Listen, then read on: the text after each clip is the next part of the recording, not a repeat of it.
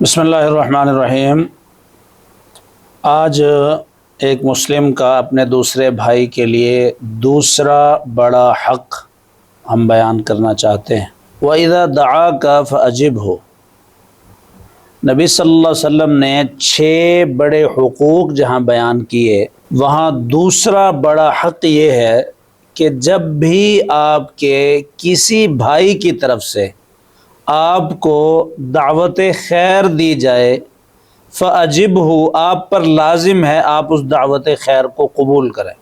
یہاں یہ بات سمجھنا بہت ضروری ہے کہ آپ کو دعوت شر بھی دی جا سکتی ہے، آپ کے لیے دعوت شر کا قبول کرنا لازم نہیں ہے۔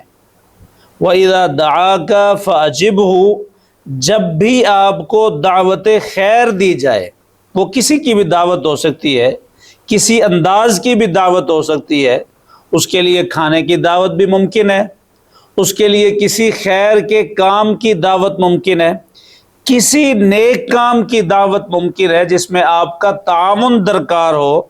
سو اس حدیث کے اس دوسرے بڑے حق کے حوالے سے یہ بات ذہن نشین کر لینی چاہیے کہ جب بھی آپ کے کسی مسلم بھائی کی طرف سے آپ کو دعوت دی جائے، آپ پر لازم ہے، اگر آپ کے ہاں کوئی شرعی عذر نہیں ہے تو پھر آپ پر لازم ہے آپ اس کی دعوت کو قبول کریں، آپ اس کی دعوت کو قبول کر کے انشاءاللہ الرحمن اجر عظیم کے مستحق ٹھہریں۔ اللہ تعالیٰ توفیق عطا فرمائے۔